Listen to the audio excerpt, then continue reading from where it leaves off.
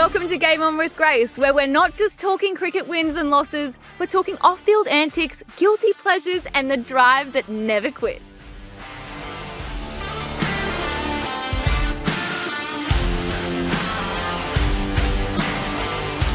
Hey everyone, it's Grace Hayden, and today we're joined by a true giant of the modern game. Literally and figuratively, standing at 6'7", he's a dominant all-rounder and a former West Indian captain who's led his team on the biggest stages, including a World Cup. And he's made history across formats as a bowler, batter and leader. Now he's bringing his talents to new frontiers, playing in the Abu Dhabi T10, captaining the Los Angeles Knight Riders in Major League Cricket, and so much more. Can't wait to get into this chat with Jason Holder. Game on. Jason, welcome to Game On with Grace. So stoked to have you on, mate. Where are you joining from in the world right now? Hey, Grace. Nice to be here. I'm actually over in the Abu Dhabi T10. So, yeah, in Abu Dhabi and trying to enjoy it. Nice. Have you been to Abu Dhabi before? Oh, heaps of times, man. This is like a fortress for me, I guess. I pretty much come here 2-3 times a year these days, the amount of cricket I've played here. So, yeah, I'm not a stranger to this part of the world. And, yeah, I'm just looking to enjoy the couple of weeks that I have over here. It's crazy where cricket takes you now, hey? Like, honestly, there's places that you never thought that cricket would touch, and then now these days you're not surprised by any place in the world, right? Yeah, exactly, man. To see, especially from when I started playing cricket, well, international cricket in 2012 till now, like a whole lot has changed, man. And it's just amazing the growth the game has had. And the places of obviously the associate nations that come into cricket have broadened the perspective and horizon on cricket. So it's good to see that cricket has reached this part of the world and continuously growing, which is really good for the game. I'm just hoping that we can have a few more full member nations and probably expand the traveling portfolio of cricket. And we know it probably doesn't need expanding the amount of travels that we have, but it's still good to grow the game and to see it in different places of the world. Let's get into the first segment. This is called Game On Icebreakers. Now, we all know that athletes are super competitive, but I'm just going to, test where you're at because everyone's a little bit different. All right, first question. Can you give me something or a time maybe, where you were a little bit too competitive off the field? So something in day-to-day life or, you're with your mates and it's just kind of a fun game that you've turned a little bit too much competitive energy into.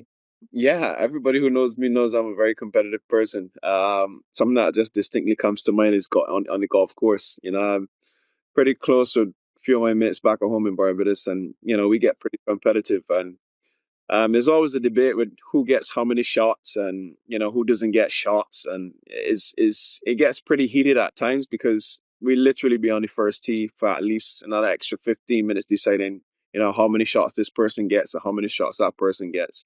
But it's always a nice time because I love competitive golf. I just really don't enjoy recreation. Like just willy-nilly golf. Let's just casual golf. I don't enjoy it. It doesn't really do much for me. I love playing for something. And yeah, I mean, I can remember a couple times being on the first tee and you're debating how much money to bet as well too. Because yeah, we do have a friendly wager, but that particular time it wasn't a real friendly wager. That you got a little heated debating the shots. So then it got a little bit more, a little bit heavier than we would have imagined. So yeah, those are. I guess that's one of the things that comes to mind when I think about the competitive nature of myself. Yeah, you just end up probably betting a little bit more than than you had bargained for initially. It hurt a little bit more when the loss came through. You were like touching your pockets going, oh God, what have I got myself into here?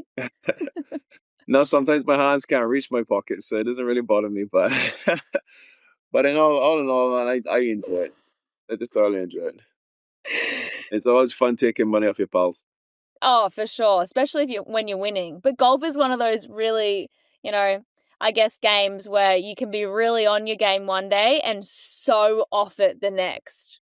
Yeah, I guess that's the beauty about it, man. You can have a great day where you beat all your mates, you beat them front, back, and overall if you're doing it that way. And then you can have a day where you can just have a total off day and just lose everything. And I guess that's where everything's leveled out, which is why I really enjoy it, because one day you can be switched on and you can be really on, and then next day it could just be the total opposite. So it's frustrating, yes, but I mean, it still levels out the playing field so that everybody can have a chance to have a piece of the pie, for lack of a better phrase. But yeah, I don't enjoy losing, so that's not very, very much fun, when you lose to your close mates.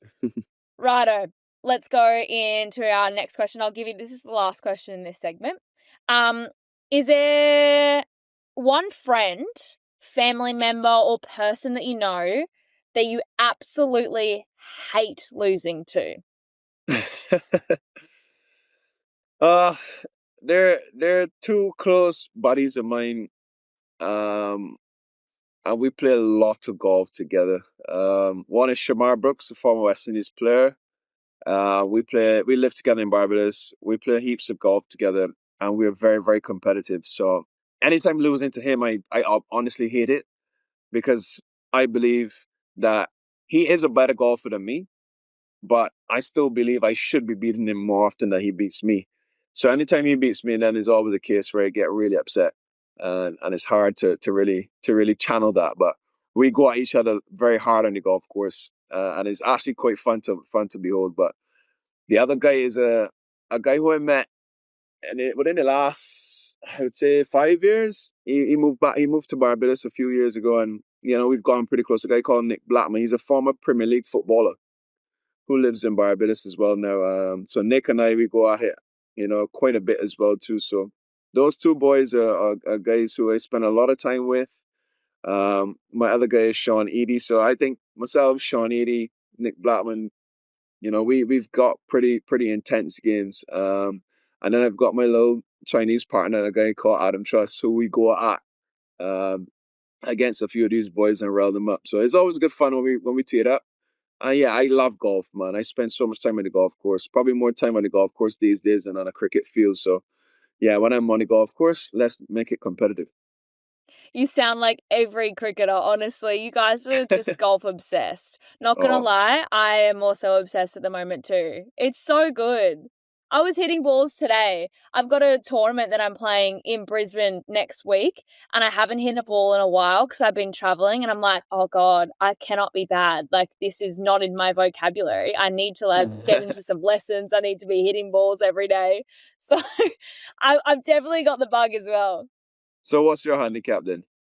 I'm not telling you because you're going to judge me. What's yours? No, no, no, no, no. I'm just trying to decipher if I can bet you and have a good game with you, man. Well, I'm highly competitive, so I reckon we'd have some fun for sure. I reckon we put a couple of little snacks, little drinks on the buggy, get a good gang together, and then we'd be off. I mean, Sounds half like the tournaments we go to, honestly, they've got the most elite golf courses around the corner, so I reckon we'd be on. I'll hold you to that, man. I'll see you, but I'm not gonna play if you got coming off on these bogus handicaps. But we'll see. Whatever, I'm just a girl. I'm just a girl. You gotta That's remember that. that could be the biggest decoy in the world in terms of you trying to just stiff me and take my money. But we'll see. All right, it's time for a quick break. Stick around and we'll be right back with Human Behind the Hype.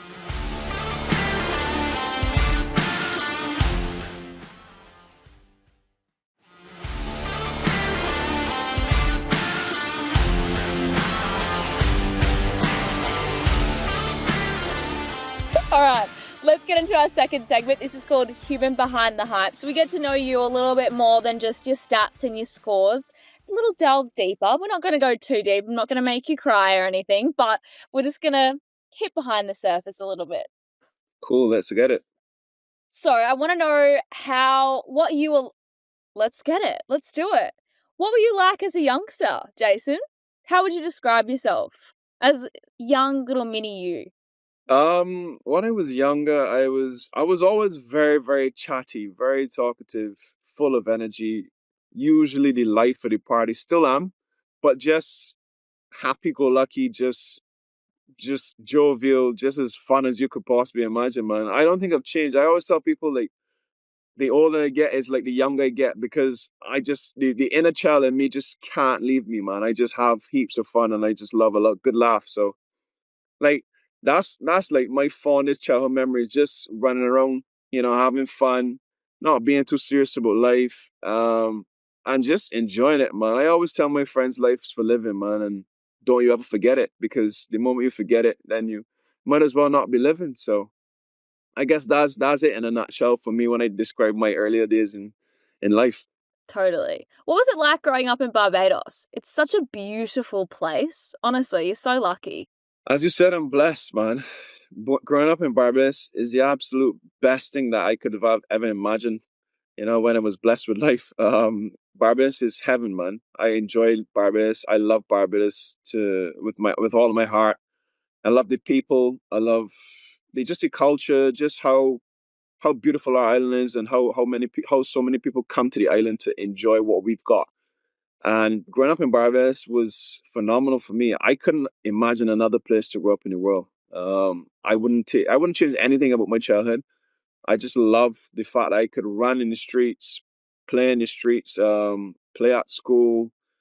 Then you still got our lovely beaches you can go to find a nice cricket game, or even just spend the entire day. I mean, we look forward to bank holidays because that's where everybody goes to. That's the beach. So yeah, I wouldn't. I mean, growing up in Barbados is the best thing that I can imagine. And yeah, I would not change it for the world, man. I love Barbados with all my heart. Yeah, for sure. Where did cricket start for you? Yeah, started at school. I didn't have any family members who were directly involved in cricket. Um, my mom's dad passed away before, well, the same year I was born, but I was told that he was into cricket a bit. But apart from him, there are none of my other immediate family members who I know of being into cricket. All my family was into basketball, obviously with the height. But yeah, I grew to love and passion by playing at school, at primary school. And then obviously seeing it on TV, I really enjoyed it. And yeah, I just realized I was pretty good from a young age as well. I've been one of those fortunate cricketers to come straight through the age group programs, and, just elevated myself gradually from step to step. So I've played at every level. I've played on a 13, 15, 17, 19, West Indies A, Barbados senior team, West Indies A, and then into West Indies senior team. So I've come through the system, and yeah, I guess from a young age I knew I was a little bit better than most. Yeah, I just rode on that, to be honest. I mean, you've produced as a, I guess, country, so many amazing cricketers over the time. Did you have any idols or inspirations growing up? Oh, without a doubt, Brian Lara is my number one idol growing up. Curtly Ambrose and Courtney Walsh are the other two that really stand out for me. And it's just seeing Curtly Ambrose and Courtney Walsh bowl in tandem. For me, that's what I grew up seeing, and those are the two bowlers that stand out for me. So when I see them, I have the utmost respect for them because of what they've done for me personally, but also for the broader nation of West Indies. Um, and and then just seeing Brian Lara break record after record, and for me, I sometimes have to pinch myself because I've gotten really close to Brian in recent years, and to build a relationship that I've built with him, I picked his brain on a number of occasions as well too. It's almost like a wow moment for me, seeing Brian Lara play cricket as I was growing up, and him being a massive inspiration to me personally, but now being in his space, having chats with him, spending time with him on the golf course, and also so off the golf course. Just one of those wow moments, and oftentimes I have to pinch myself to actually see if it's real. But yeah, those are my early memories, and those are the people who really inspired me to be where I'm at now. Yeah, it'd be pretty cool to go, I idolized you growing up. Now we're mates. Like, what is this? 100%, man. It's one of those things where like you only really appreciate what you've got when you really, really have it in front of you, and you're saying to yourself, that's something I never thought would have happened. So, I mean, growing up, I never probably thought I would have met Brian Lara. I never thought I would probably play for West Indies, but here I am now playing for West Indies, interacting with all the greats and legends that played the game before me, and, just growing, just really, really growing alongside them. Who was the one person that sort of believed in you before you really believed in yourself that, yeah, cricket's my sport. I'm going to take this on. I'm going to get to the next level and succeed here? That's a very difficult question, but I'll tell you two moments that I really are two people that sit well with me in my heart. Is one, my father, and that's because my dad, the support he showed me as a youngster was just next to none. Because I mean, he had a lot more flexibility in his job, so he was able to get off work and come and see me play, but he wouldn't miss a game.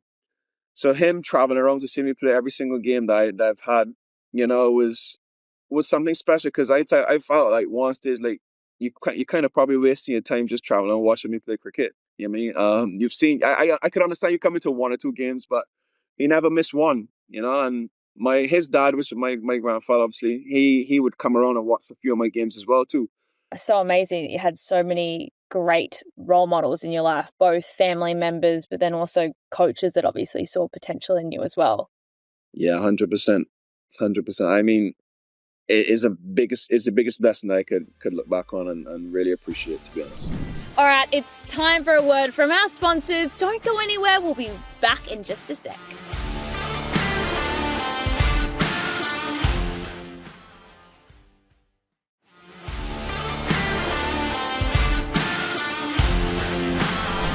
You fell into a captaincy role, though, really early in your career. For most, captains that have, gone on to lead their country.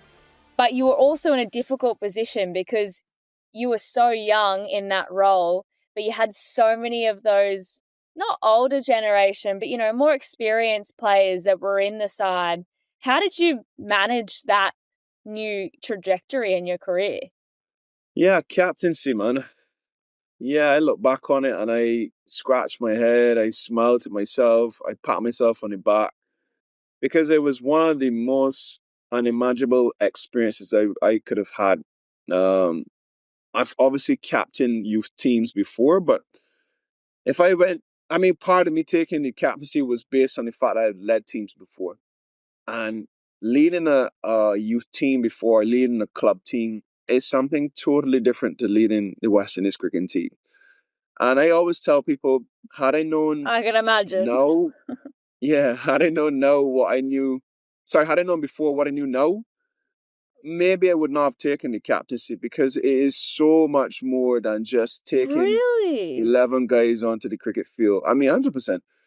The amount of political stuff that I had to deal with, managing the players, managing their wants, managing their needs, and then trying to be that middleman between them and Managing your game. I mean, yeah, and that's a point that I'm going to get to. Like, trying to manage my game again was something that I pushed aside, which hurt me in the end. And I had to really wake up and understand that, look, if I'm not managing my game and at the top of my game, then there's no captaincy.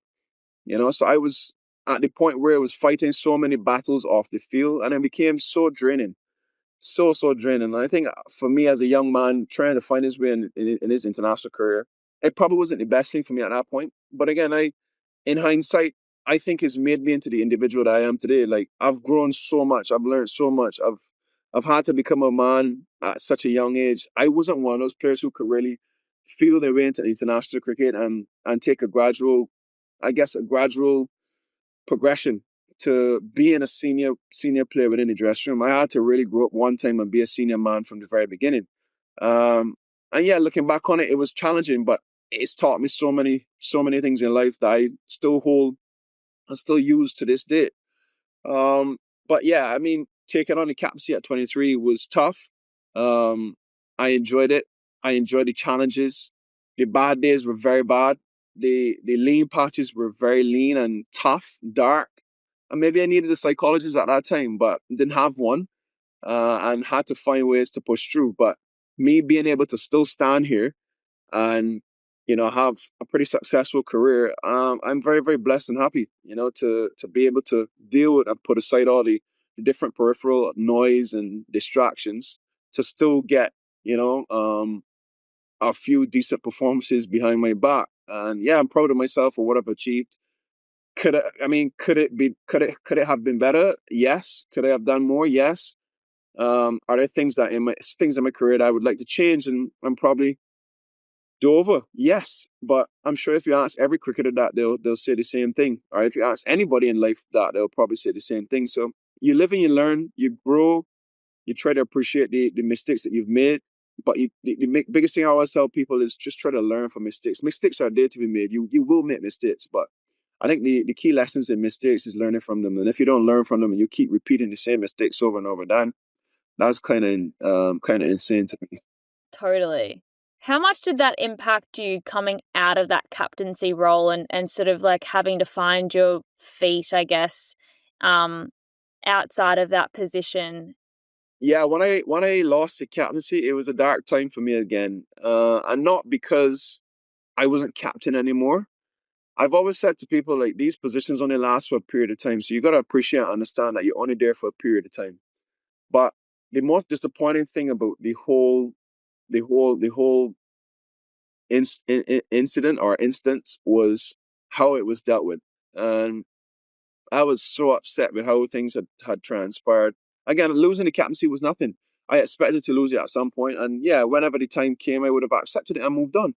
But how it happened and then how it was relayed, how it was transferred to me was just absolutely poor, man. And yeah, I felt so bad afterwards. It took me a long time to get over it.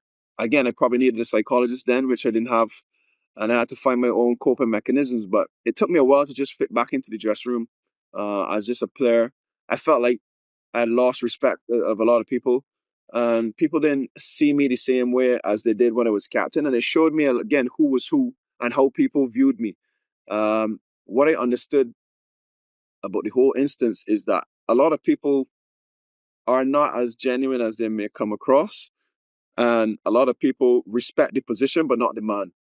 You know, people respect the captain, people respect the leader because at the end of the day, that's the decision maker. But when you take that away from take the title away from the character and you just leave the character, it then shows you how people really view you and how people really value or devalue you as an individual. And those are the kind of things that I had to deal with and try to make sense of, but also like comprehend and understand and just pack away. Yeah, I mean, it really shows how sport, I think through outsider looking in, people go, oh, it's really not that lonely of a path. Like you're around your mates, you're having a great time, you're in this great role, you're captaining your country, but it can be really lonely in both positions of going, yeah, I'm captaining my country, but you, I guess, would have to be quite guarded with who you do trust. But then when you are out of that role, as you were just saying before, that, who is actually my friend and who was respecting me just because of my title and who was respecting me for the person that I am. It's I could imagine being so tough to really figure out, who you can trust, who you really, how to navigate life, I guess, also. Yeah, 100%, man. Like there's so many fake people in this world, and I'm sure you would know that. But um I think it's really good to have a a trusty or a good friend circle that you can really fall back on, because at the end of the day, those are the people who matter most to you and who understand you and value you most for who you are. And again, thank God for my friends, man. We were able to laugh it off. We were able to just take my mind completely off of cricket. And I guess that's why I play so much golf as well too, because when I play golf, I think nothing about cricket. And for me, golf is something just to take my mind completely off the game. And these days, now that I've gotten a lot older, the time that I have off, I do nothing related to cricket. Obviously, when you're looking to get back into the game, yeah, you'll prepare maybe a week or week and a half before you're ready to travel. And then that's it. You keep your body in shape. Obviously, you would do some gym.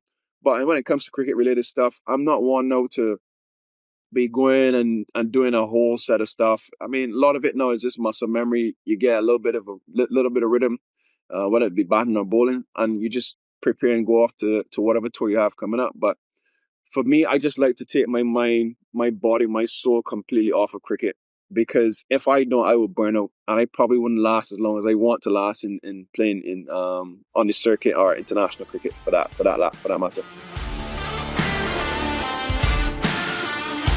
Well, it's time for Sports Roundtable. Now, this part of the podcast is we talk about all things sport and what you kind of up to right now, and maybe a touch on a few other sports as we go. But you're currently in Abu Dhabi. You're playing Abu Dhabi T10 right now. You've won your first 2 games. How good's that? You must be feeling pretty high. 100%, man. Like, Abu Dhabi T10 is honestly one of the best tournaments a cricketer could ever play in. And I say that simply because, one, it doesn't chew up an entire day. Like, I could literally wake up, play golf, come back, have a nap, go play a game, come back from the game, and go to dinner. Like, you can do all of that all in one day. Whereas if I play a T20 match, or if I play a one-day match, maybe a test match, you can't do any of that. It just chews up so much more of your time. So I love it. And it's fast, it's good, it's entertaining. It could be punishing, yes, but I think it's a format where you just don't dwell on things because at some points you expect to get smacked. At some points you expect not to score at 200 plus strike rate. So it's just one of those games that you just let your instincts take over and just play it and enjoy it. I love it. Um, so yeah, like that is where I'm at now. It is the best format for me because it just doesn't chew up my entire day. It's a paid holiday, mate. What are you saying? Well, I didn't really want to put it that way, but I'm glad that you said it, and I would have it on record to say that Grace said it, that it's a I paid will. holiday. I'll do it for you. You It's do a it for paid me, and holiday. I'll just write on your comment, man. For you boys, anyway. I'm saying for you boys. Well, I'd say for everybody, but Us presenters, we're at the ground early. yeah, I mean, I Yeah, could presenters and sympathize with you, but commentators, we get it tough. It's a tough life. I sympathize with you, but I don't envy you. Fair enough. Now, the toughest part of our gig is when we interview you guys post-match. And we can tell you're like, okay, I do not want to talk to you right now. Can you please stop with your questions? I just want to leave the ground. I've done my job. I just now want to go to my elite dinner, experience the city. And this chick here is just here making me stand for a little bit longer than I have to. I can feel your energy. So don't give me that. Not me. Me personally, I love talking to you guys because you guys ask me 1,001 of the same questions, and I get to respond 1,002 different ways. And it's like, well, Okay. she's So it's a little paid. bit of She's a paid puzzle to for do. you. Great. I'll keep that in mind.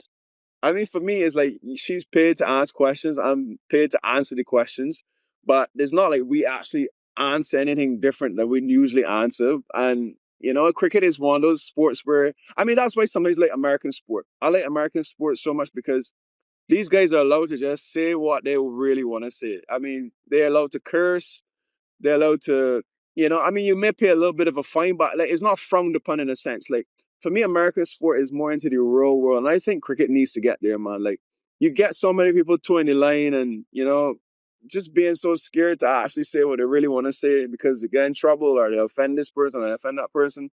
That's why I love American sport, man. I love to see the press conferences in American sport. I love to see NBA players just speak Yeah, freely. it's great, isn't it? It's great. Then you look at their podcast that they have on that Yeah. end of the world, and they World-class just entertainment. they just talk the talk, man. And then that's where it should be. That's where the entertainment is. That's part of it. But we in cricket, I don't think we've gotten there yet. Hopefully, I hope before I finish playing cricket we get there because there are a few things I would love to get off my chest. Just add a bit of spice into cricket. Why not? I mean, we're expanding into the US, so I mean, I think it could go there. It definitely could go there. Grace, I'll tell you what, my thing is just to create my own little podcast and just talk your talk. Like, just say what's on your mind. But again, how many people would I actually get on the podcast to come and say what they want to say without thinking that they'll be victimized or, offend certain people, offend the ICC? And, I think that we need to stop being so fickle and stop being so, bossy and just allow players, yes, not to be disrespectful, but be honest. Totally.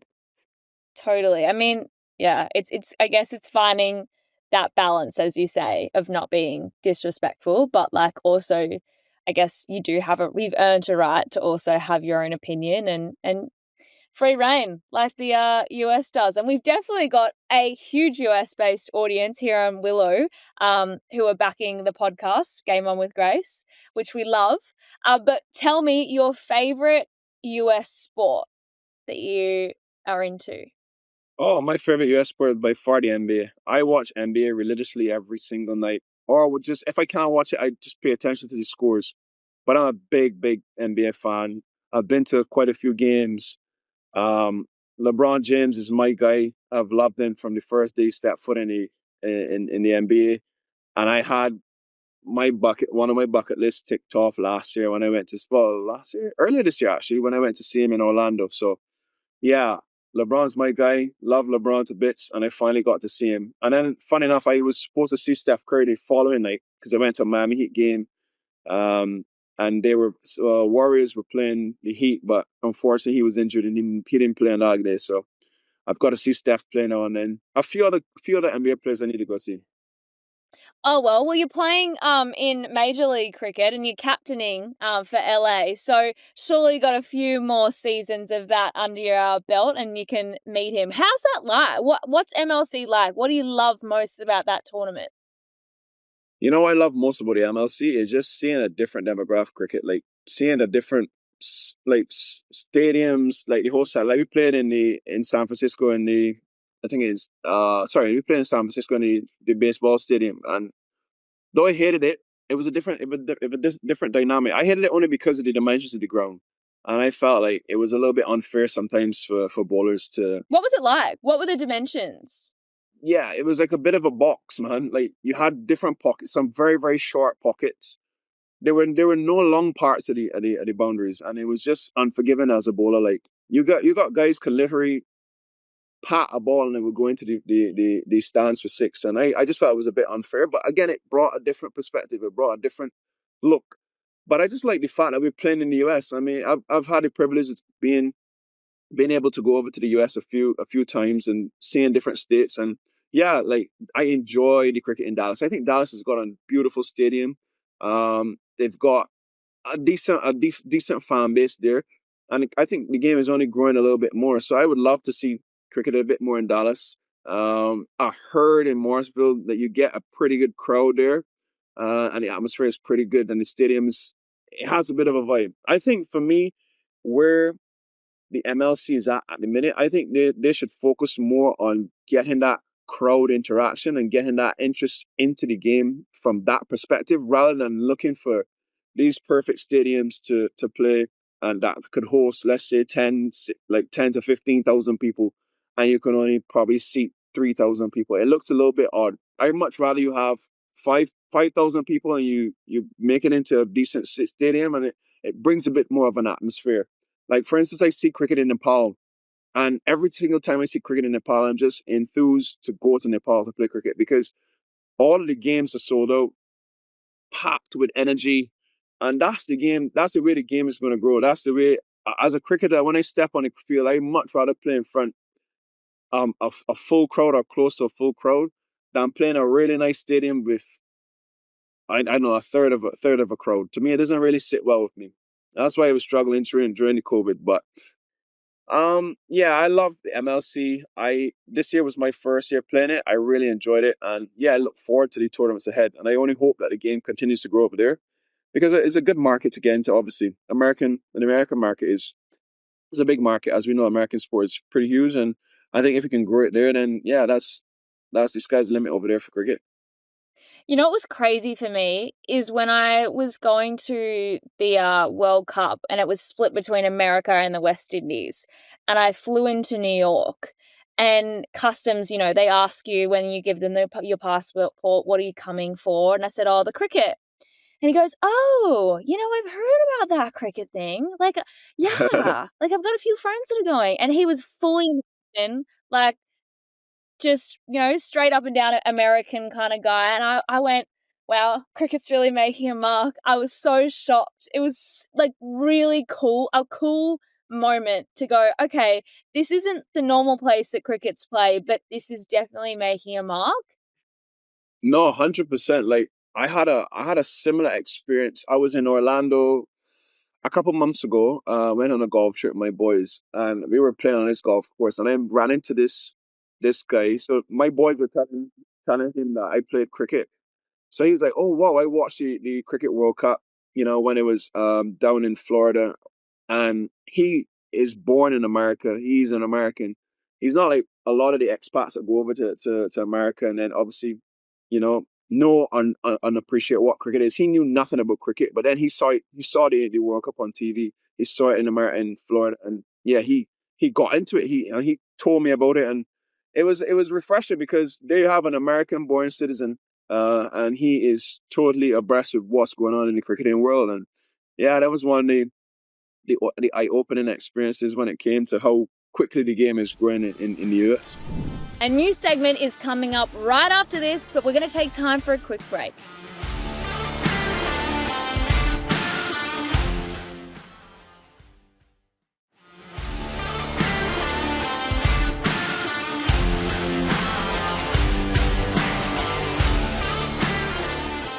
Okay, we're going to go into the fun part of the podcast because, you know, we can't just have all the serious chat. Let's get into some quick fire questions. This part's called Captain's Call. It's a new segment that we're introducing. Now, you've obviously captained many sides, but it's up to you to decide these scenarios, what you would do. Okay. Are you up for it? Let's hit me with it, man. Let's go. No, I don't know if you're ready. That wasn't enthusiastic enough for me. Bring it on. Bring it on, Grace. Are you on it? Are you ready to go? I'm ready. Let's go. Better. I like that energy. Here we go. All right. Okay. You've got a really gun bowler in your side, but he's having a bit of a shocker this day. He's being a bit expensive for your liking. Do you back him in or do you find someone else? I think it all depends on the situation in the game. Most of the time you don't go against your banker, man. And if he's a guy who's done it for you on more than one occasion, then you would pretty much back him again. And if it doesn't come off, you say, well, look, he's had a bad day. But then if you've got let's say you've got a guy who is just under him, and you could say that I could rely on him as well too. So he might be a second option. I would not give it to an inexperienced bowler who's having a good day, who's having a good spell on that day. Again, there might be a situation that it may happen, but you would tend not to do that. But if you can have another senior bowler that is having a decent time on that day, then you might say to yourself, like, I can probably give him that over today and take the pressure off the all-star with that you would normally rely on. So yeah, I would say I may look at somebody else, but more often than not, he's probably going to probably have to suck it up and still bowl that over. But it all depends on the makeup of the team. All right, team morale's down. You're a bit low.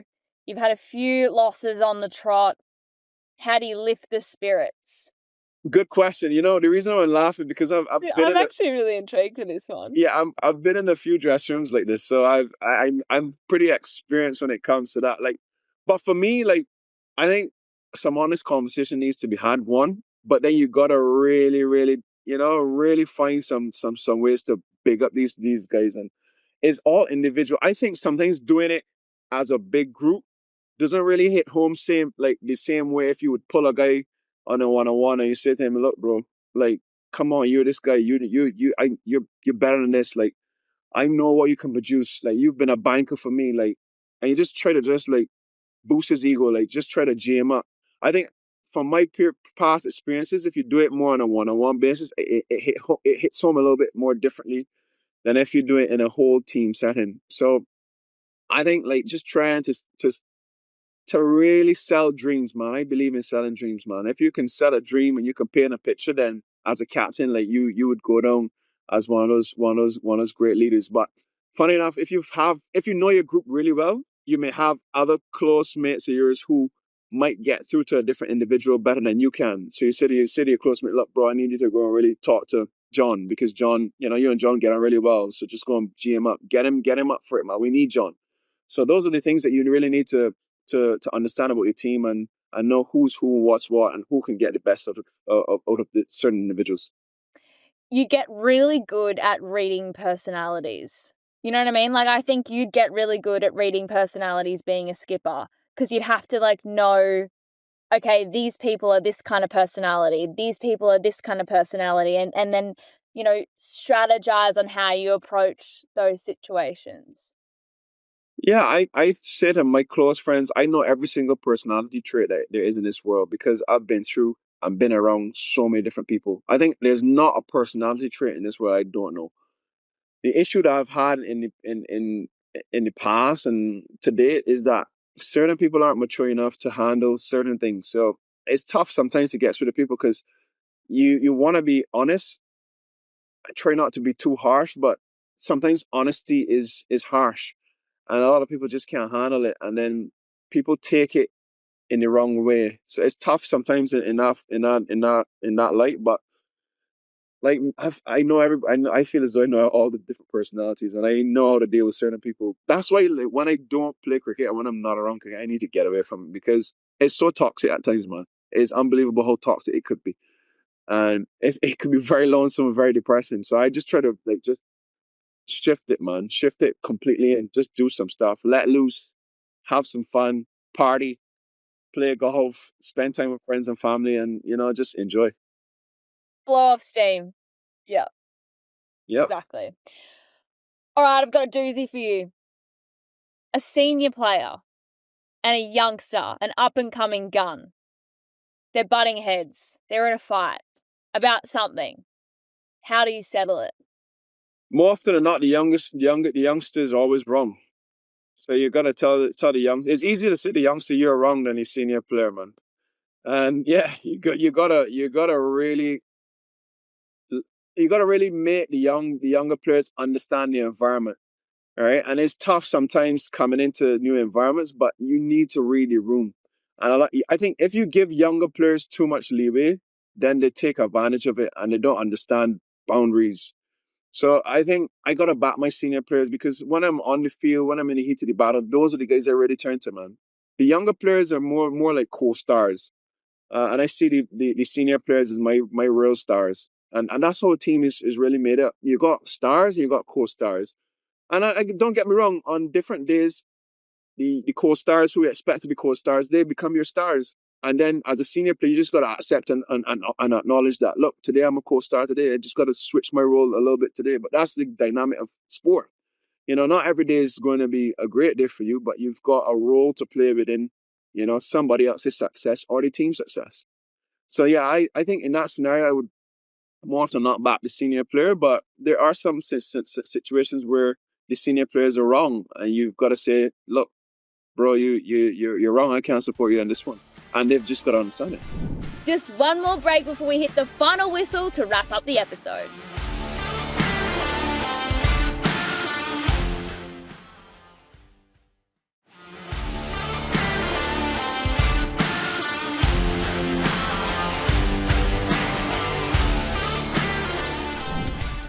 Okay, this is the final part of the podcast called Final Whistle. Quick fire questions and then we're done.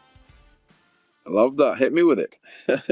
What's changed your mind about something in sport recently? Honestly, I don't like this whole India Pakistan beef. And seeing this India Pakistan beef, which goes and stems way beyond the cricket field, is just sad. Um, because like there are two powerhouses in world cricket, and to see how things have transpired, like I saw India win the Asia Cup and it didn't go up and accept the trophy, and I just think it's just too much, man. Like these things like shouldn't be in our game, man. Especially if we are ambassadors for the world, and if we're talking about world peace and just making the world a better place, then that's not what you want to see from your idols and your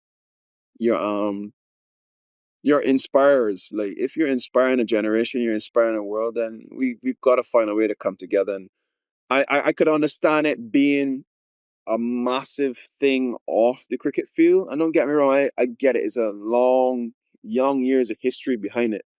But I think if it is to change, it can start from our influential players, our influential teams on the cricket field. So I think, yes, that can be happening off the field.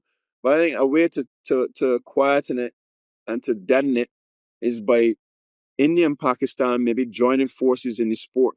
I think that would be huge for the context of everything. Because if they can do it on the field, then the two countries could probably say, "Look, it's done on a sporting level. Maybe we can do it in an everyday level, and just stop this fighting, stop this war between India and Pakistan. That's a good mindset with all, because it is hard, and it's so sad seeing it transpire, you know? I mean, and it does have that trickle effect culturally too, you know, when you see your idols, and that would go for anyone, even if that was, you know, Australia, New Zealand fighting against each other. It has that trickle down effect, whether you like it or not. So it's definitely a sad moment in time. But, you know, it's obviously difficult for even players to navigate when it's tense right now. I mean, we saw what happened in IPL and PSL this year. Like, it was scary. I was in India at the time, and it was tough. You just Yeah, didn't know what was going to happen. yeah. But I have great respect for both countries. Like, they're such beautiful people, beautiful cultures.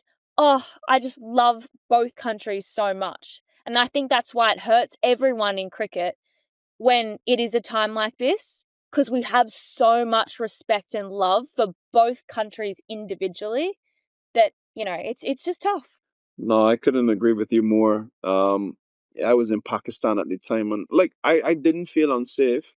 I guess my whole thing, like everybody else, was just the uncertainty of being stuck, and that's not fun for anybody. You don't want to be stuck somewhere, and you're uncertain of when or if you can get home. But like, I remember Didier Drogba, who's one of my sporting heroes.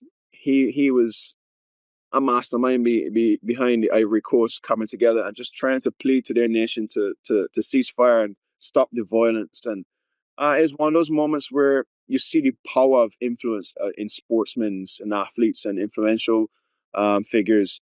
And I would love to see more of that from a cricketing standpoint between India and Pakistan. Like, I think it's so hard to be in a World Cup, for example, and you got to try to shift games because you don't want India and Pakistan to play at this place, or India can't come to Pakistan when cricket is meant to be played in Pakistan, or Pakistan can't come to India when cricket is meant to be played in India. I just think it's so wrong.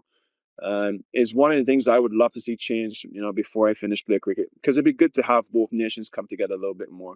And my thing is, I've played obviously, and I know both Indians and Pakistanis, and seeing them and knowing them for who they are, like they're great people, and I know that this whole thing or this front that they had to put, yeah, and this front that they had to put up in terms of trying not to get too close to Pakistanis, like we even see it here now where certain Pakistanis can't be involved in certain teams because they're owned by Indian owners. It's just sad, man, because it just creates a big disparity. It creates a big divide between the entire league and the entire teams, where you want the best. You want the best competition. And if the best is Indians and Pakistanis playing together, then so be it. That is the way the game is meant to be played. That's what we preach and what we talk about. So why not just, ensure that we're, you know, practicing what we preach in essence, like bring the game together, grow the game together, and let's have a amicable, healthy, great relationship between all parties. Yeah, because we're one big cricketing 100. family at the end of the day. We all come from so many different parts of the world. It'd be nice if we could all come together and you know, be on the same page. All right. Do you believe in luck? Of course, 100%.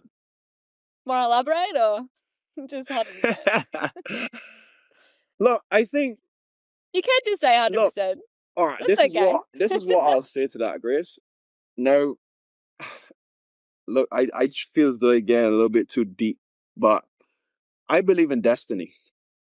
All right. I think that we are all here living a predetermined path set up by the Creator, and we have no choice in. Yeah, we have no choice in the matter. This is just our path, and this is what has been handed to us. Now, Believe luck. that. Yeah. So Words luck. on it. Yeah, luck is a part of it. Yeah, luck is a part of it because I look at my life, for example, and I'm like really blessed. I'm healthy. I do a sport and play a sport that I love and being paid really well to do it. And then I take the flip side of it. Like, I follow a few people on Instagram, for example, who are dyslexic, who are possibly paralyzed. They're different walks of life. So then you say to yourself on one hand, like, why am I blessed to be in this light? And then this other person has drawn the shitty end of the stick, for lack of a better phrase. And I just say to myself, well, that is destiny. Maybe this is my lifetime to have this kind of life. The next lifetime, maybe I may suffer a little bit more. Maybe it might not be as welcoming or not be as blessed as this one. I don't know, but I think there's a little bit of luck to it. And yeah, I think some days when you look at sports and you look at things that unfold, you say to yourself, well, there has to be a little bit of luck involved. There's got to be a lucky element involved at some point. So yeah, I would say there's a little bit of luck, and I have to believe in a little bit of luck. But I think when I look at the general picture, it's all destiny, and we're destined to be where we are when we are destined to be there. Last one. If you could swap lives with any athlete on the planet right now for a day, who are you swapping with? They could be past or present, by the way. One athlete I would probably love to swap lives with for one day. I'd love to swap lives with LeBron James for one day, just to play and play an NBA game as well too, because I feel as though I'm a pretty good basketball player. So I would love to play an NBA game. I just go through one day of his life in terms of the time he wakes up to the time he goes to sleep. I would love to be in that and just feel how much added or extra pressure he has when people always constantly have him under scrutiny. So yeah, LeBron is my guy. I would love to do it. It'd be cool to feel his aura. Yeah, Walk around with that aura. Man, I'm LeBron James. Everyone look out. Again, I saw him in Orlando earlier this year. When he did the chalk toss, man, like you see it on TV, you don't really actually understand it, or you don't really pay as much attention to it. But seeing it live, man, is crazy, man. It's crazy, man. LeBron is a big figure, man. Massive guy. My goat. My goat. Oh, I love it. Well, Jason, it's been so nice to chat to you. Thank you so much for your time. I really, really appreciate it. And thanks for coming on to Game On with Grace. It's been an honor. Grace, it's been an absolute pleasure, man. And hopefully we can get that golf game out of the way. And hopefully you don't take my money and I can take yours. We're going to do it.